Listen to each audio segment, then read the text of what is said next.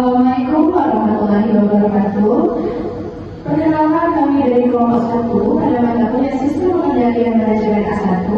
Pada kali ini kami membawakan topik berjudul Manajemen Control Alternatives and Their Effect. Sebelumnya, perkenalkan saya Rifana Dianur Azizi dengan NIM 355 yang berperan sebagai moderator pada presentasi kali ini. Dan tentunya saya bersama rekan saya yang sangat hebat, yaitu saya presentasi kelompok ini dengan NIM 327 dan saya Fira Zilisa dengan NIM 3057. Nah, baiklah teman-teman, adapun pada materi hari ini kami mengambil referensi dari buku Manajemen Control System yang diterbitkan oleh Roger Company dan Kenneth American. Kemudian kami sedikit memberikan gambaran tentang topik yang akan kami bawakan pada hari ini, yaitu ada 12 pembahasan yang bisa dilihat pada layar. Tanpa memperpanjang waktu, langsung saja kita masuk kepada pembahasan materi. Kepada Brian Shiva disilakan. Oke teman-teman, sebelum kita lanjut nih ke materi inti pembahasan pada presentasi ini, aku mau jelasin secara singkat ke teman-teman semua apa sih result control itu. Nah teman-teman, kalau kita bicara cara organisasi itu memengaruhi perilaku karyawan, biasanya pertama muncul itu adalah pembayaran berbasis kinerja atau pay for performance. Nah, contohnya tuh bisa kita ambil di top industri. CEO mereka tuh memberikan bagian keuntungan langsung ke manajer divisinya. Jadi kalau misalnya performa manajer divisinya itu bagus, maka penghasilan itu bisa sangat tinggi. Tapi kalau tidak, ya penghasilannya juga rendah. Nah, konsep inilah yang disebut sebagai result control. Intinya tuh karyawan tuh diberikan penghargaan sesuai hasil yang dicapai. Dia bisa berupa uang, promosi, atau rasa aman dalam pekerjaan tersebut. Nah, sistem ini tuh menciptakan meritokrasi, di mana penghargaan bisa diberikan pada yang benar-benar berprestasi, bukan karena senioritas atau koneksi. Sekarang kita masuk ke slide pembahasan pertama, yaitu prevalence of result control. Prevalence result control itu adalah sistem pengendalian yang menekankan pada hasil, bukan hanya sekedar proses.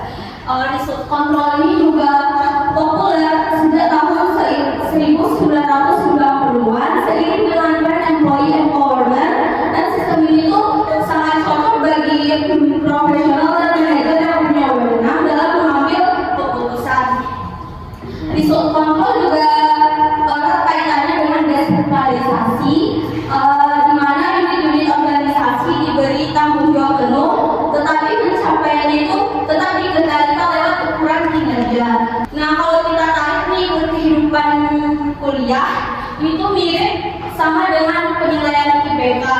Nah, mahasiswa itu kan bebas ya belajar dengan gayanya masing-masing. Tapi pada akhirnya yang dinilai adalah hasil akhir berupa nilai dan IPK, bukan dari proses belajar kita. Nah, selanjutnya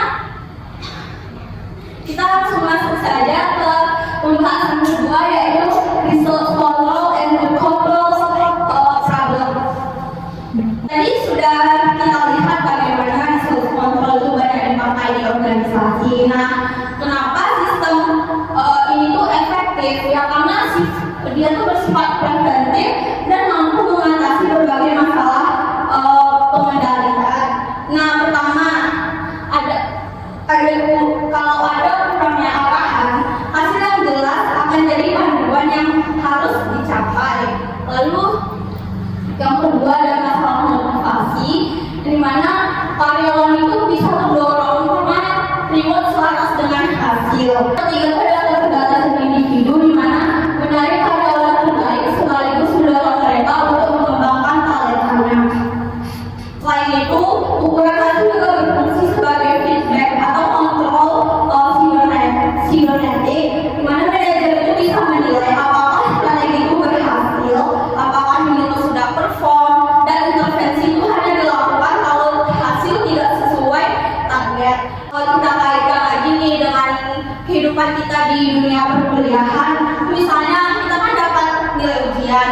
Nah, nilai itu jadi feedback apakah cara belajar kita tuh efektif atau enggak. Nah, kalau jelek, kita tuh harus ubah lagi kan strategi belajar kita. Jadi kita mengevaluasi diri sendiri. Jadi kalau bagus berarti cara kita tuh udah tepat. Selanjutnya kita masuk ke materi ketiga, yaitu elemen of resource control. Di elemen ini dia punya 4 elemen utama supaya sistem resource control itu bisa berjalan.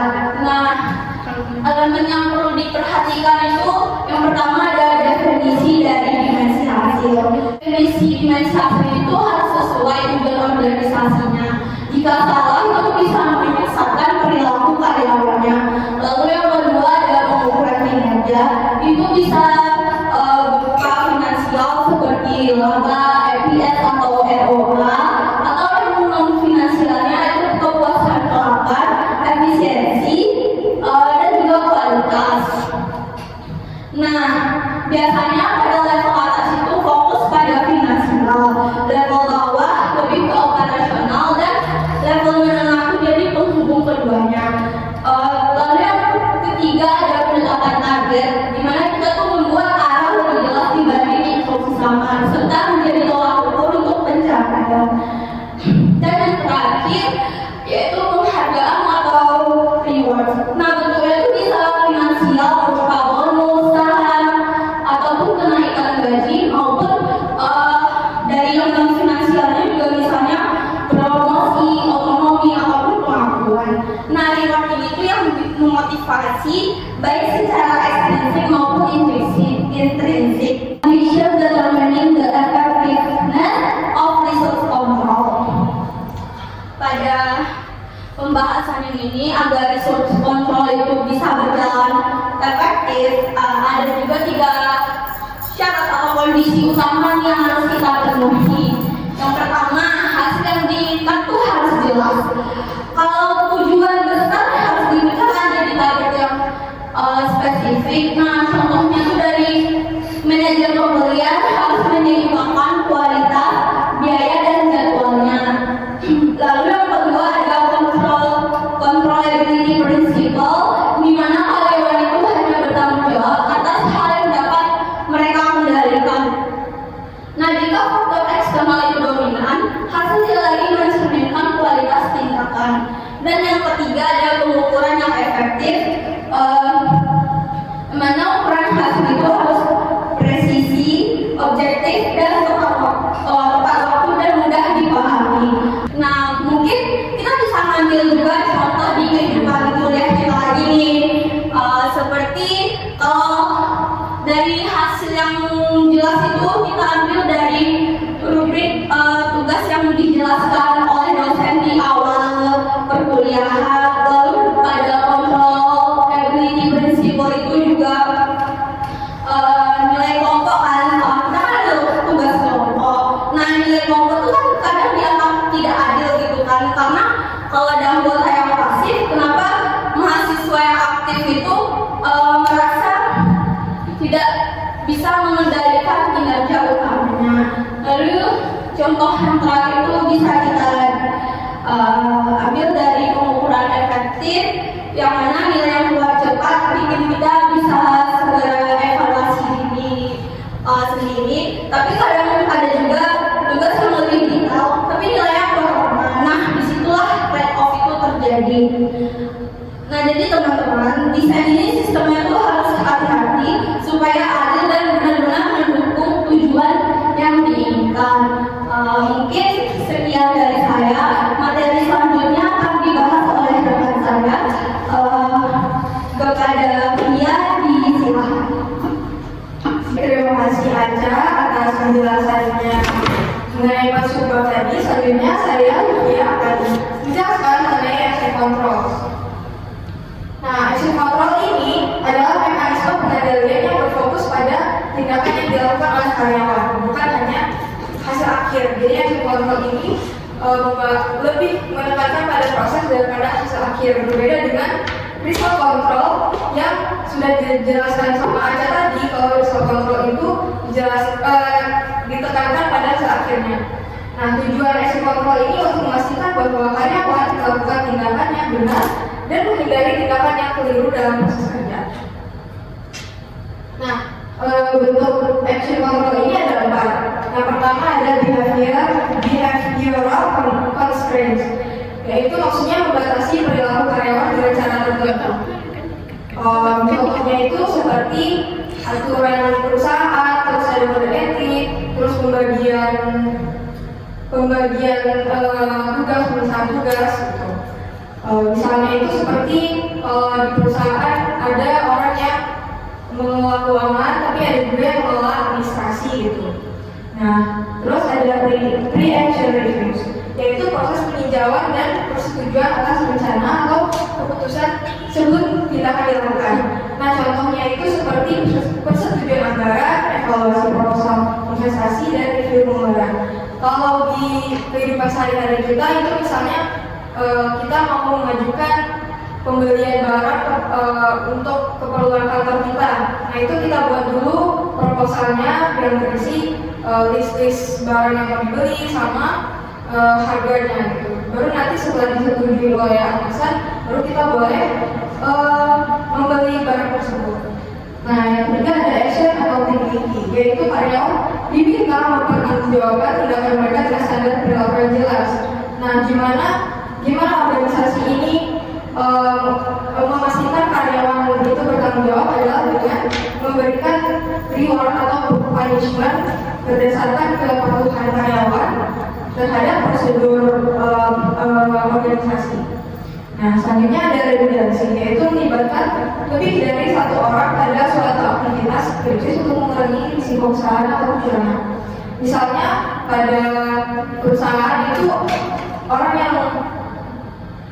yang menghitung saldo kas atau orang yang mengelola keuangan, nantinya laporan keuangan itu dicek kembali oleh yang memiliki wewenang, misalnya kayak auditor gitu. Atau misalnya kalau di toko ada 2 kasir yang menghitung kas, nantinya 2 staf keuangan memeriksa pekerjaan mereka gitu. Nah, action control ini punya kelebihan dan kekurangan. Untuk kelebihannya sendiri itu ada 3. Yang pertama, memberikan arah yang jelas mengenai apa yang dilakukan karyawan.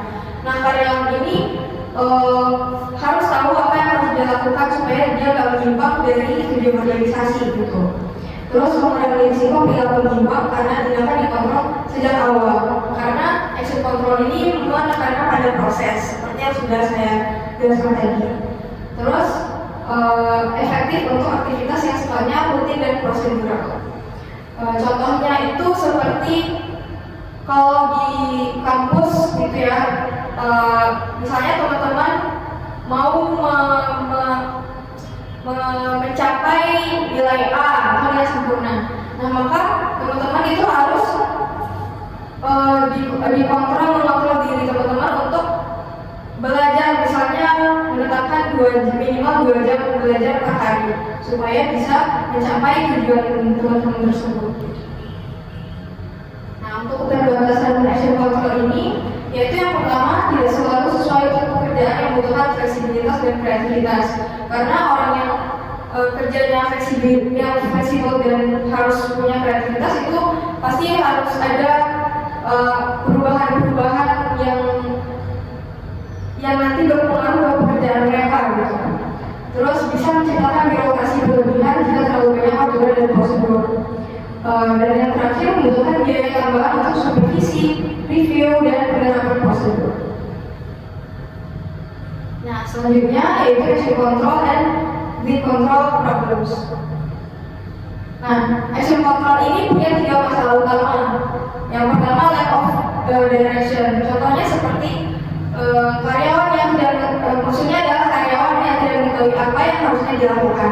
Contohnya seperti karyawan yang misalnya karyawan baru atau karyawan magang gitu, mereka belum tahu apa yang harus mereka lakukan di organisasi itu, apa yang harus mereka kerjakan. Nah, cara mengatasinya adalah mereka harus diberi arahan apa yang mereka boleh kerjakan, apa yang tidak boleh, dan apa aturan-aturan yang ditetapkan organisasi gitu. exploitation problems, yaitu karyawan mengetahui apa yang sudah dilakukan, tapi mereka nggak punya dorongan untuk melakukan pekerjaan mereka itu dengan baik. Nah, gimana cara supaya mereka punya motivasi atau dorongan untuk melakukan pekerjaan itu dengan baik adalah dengan cara memberi reward atau punishment. Reward itu misalnya kalau misalnya dia kinerjanya baik, nanti dia dipromosikan, kalau dia naik pangkat, nanti dia gajinya juga naik gitu. Terus punishment ya, misalnya dia melanggar aturan, maka dia akan diberi hukuman. Nah, terus yang terakhir adalah personal limitation. Karyawan memiliki keterbatasan kemampuan atau keterampilan sehingga tidak dapat bertindak sesuai harapan. Nah, misalnya itu karyawan yang masih baru, yang masih terbatas keterampilan atau pengetahuannya, jadi mereka membutuhkan supervisi atau arahan dari orang-orang yang lebih berpengalaman supaya mengurangi kemungkinan dia itu menyimpang dari aturan organisasi gitu. Nah, selanjutnya prevention versus detection. Action control ini berupa dua. Action control ini memiliki dua tujuan gitu ya. Yang pertama itu tujuan pencegahan, yang mana berfungsi untuk mencegah kesalahan atau perilaku yang menyimpang supaya tidak terjadi. Sedangkan kalau detection itu untuk menemukan atau mendeteksi kesalahan yang sudah terjadi lalu memperbaikinya. Nah, ini tabel perbedaan pencegahan dan deteksi. Pada pencegahan itu keempat action control yang sudah aku jelasin tadi ada, sedangkan di deteksi cuma ada di akuntabilitas tindakan. Nah, misalnya itu pada kendala perilaku. Di pencegahan misalnya pada pencegahan itu penguncian aset berharga dan pemisahan tugas, sedangkan di deteksi itu tidak berlaku. Terus tinjauan pratindakan atau pre-action review, yaitu pada pencegahan berupa persetujuan pengeluaran, tinjauan anggaran atau persetujuan proposal, sedangkan pada deteksi itu tidak berlaku. Nah, terus action accountability, yaitu pedoman. Kalau pada pencegahan, yaitu pedoman preskriptif terkait dengan ekspektasi penghargaan dan hukuman. Sedangkan pada deteksi itu ada, yaitu berupa audit internal yang berorientasi kepatuhan dan rekonsiliasitas. Terus ada tinjauan rekan kerja. Terus action control yang keempat, remediasi itu pada pencegahan bisa berupa penjelasan beberapa orang ada tugas penting yang sama. Seperti yang tadi sudah aku jelaskan, misalnya seorang kasir memeriksa saldo kas, lalu nanti diperiksa kembali oleh staf keuangan. Nah, pada deteksi itu tidak berlaku. Nah, selanjutnya kondisi yang menentukan efektivitas action control. Nah, cara utama agar action control ini efektif itu ada tiga. Yang pertama, manajer mengetahui tindakan yang diinginkan maupun yang tidak diinginkan. Efektivitas action control bergantung pada sejauh mana manajer memahami perilaku mana yang seharusnya dilakukan untuk mencapai tujuan organisasi. Nah, yang kedua, kemungkinan terjadinya penyimpangan dapat dikurangi. Efektivitas meningkat jika karyawan dapat dipastikan mengikuti aturan atau prosedur. Lalu yang ketiga, biaya penerapan yang melebihi manfaatnya. Action control atau pengendalian itu efektif jika biaya penerapannya lebih kecil dibandingkan potensi kerugian akibat kesalahan atau kecurangan. Nah, oke, untuk materi selanjutnya akan dijelaskan oleh rekan saya Diva. Kepada Diva, silakan. Baik teman-teman, selanjutnya itu nomor 9 ada personal control atau kontrol personal. Nah, kalau kita dengar dari kalimat yang personal itu pasti menyangkut tentang diri, bukan? Nah, jadi sebenarnya personal control ini kecenderungan alami untuk mengontrol dan memotivasi diri mereka sendiri. Nah, ada 3 tujuan utama dalam personal control ini. Yang pertama itu untuk memperjelas ekspektasi perusahaan. Dengan adanya kontrol personal ini membantu karyawan untuk lebih aware terhadap tujuan perusahaan itu sendiri.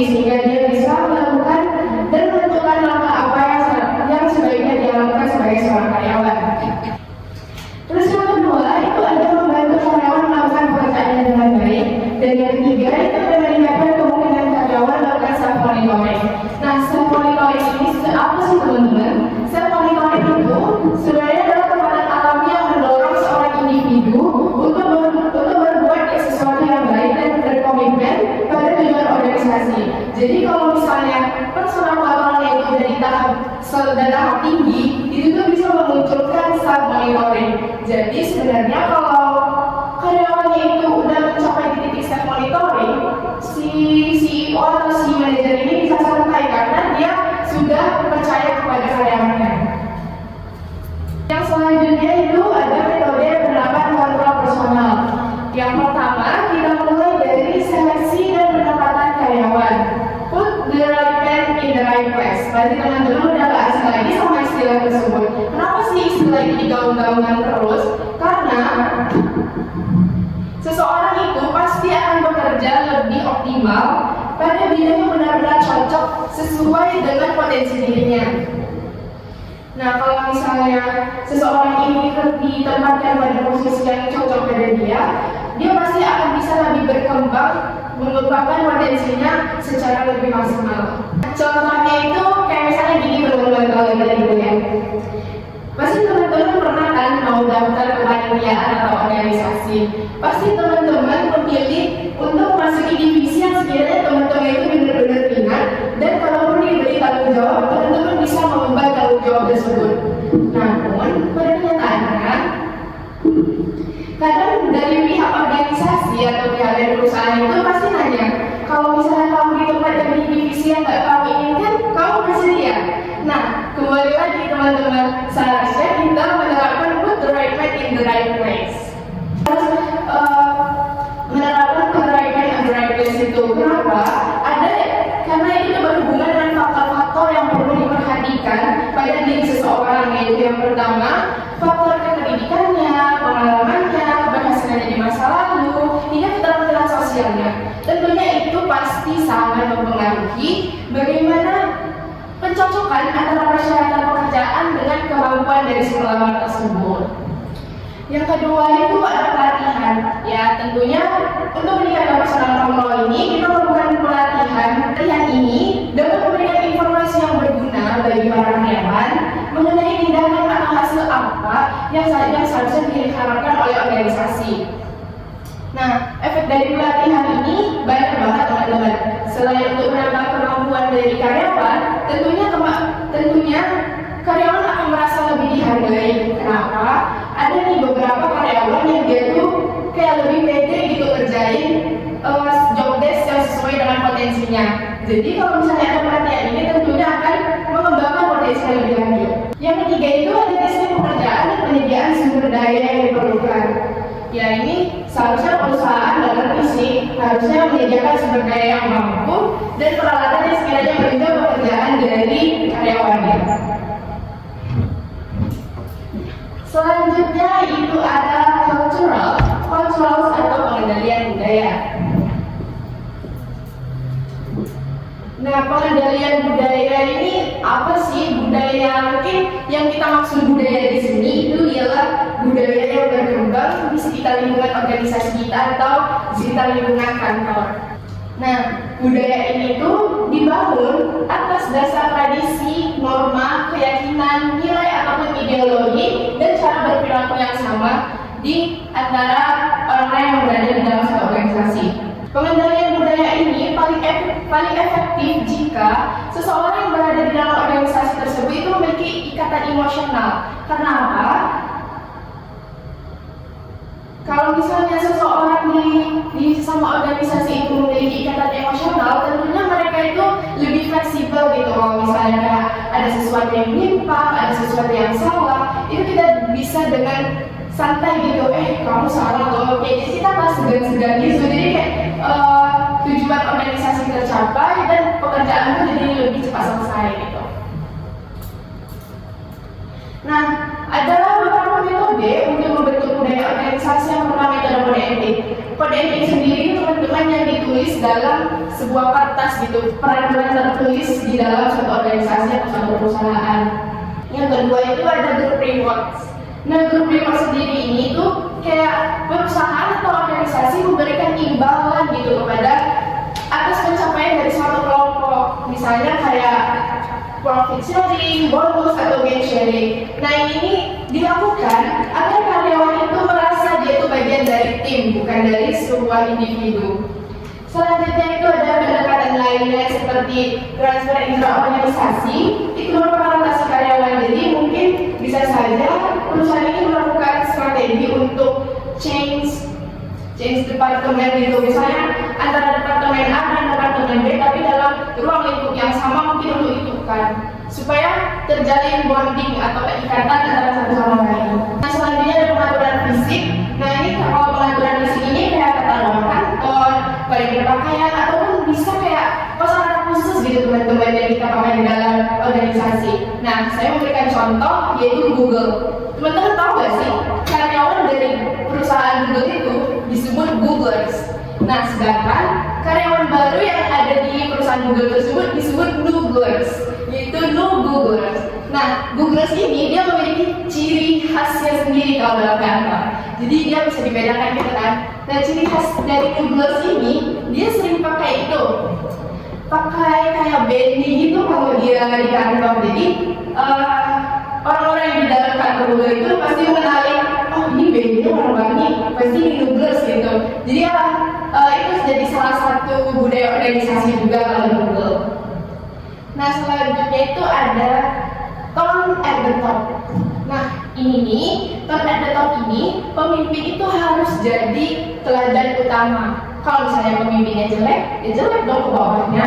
Terus kalau misalnya pemimpinnya melanggar aturan, ya karyawannya juga melanggar aturan. Selanjutnya itu ada effectiveness of personal ataupun cultural control.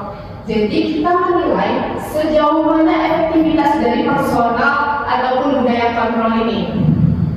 Nah, sebenarnya personal dan budaya kontrol ini sangat berperan efektif ya. Kenapa? Yang pertama itu kedua kontrol ini bersifat adaptif.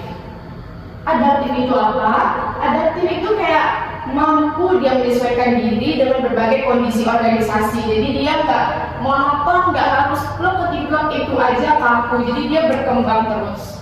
Selanjutnya kontrol itu dia tuh nggak bersifat nggak bersifat mengganggu aktivitas karena dia sejalan dengan aktivitas para karyawan yang ada di kantor.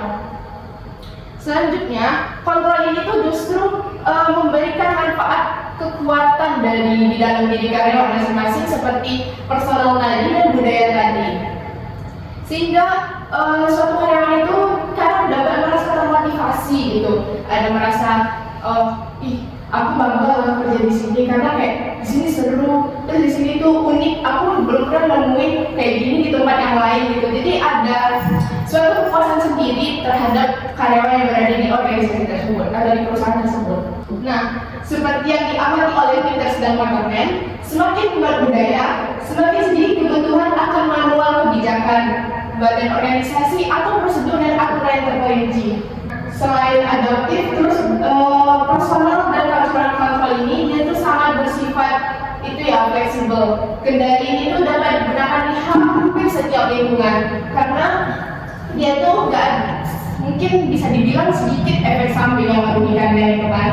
Nah kendali personalia atau budaya ini bahkan mungkin masuk akal loh secara ekonomi karena bukti terbaru menunjukkan bahwa bersikap baik kepada karyawan itu menguntungkan. Sekian pemaparan materi dari kami. Mohon maaf apabila ada kekurangan dan kesalahan.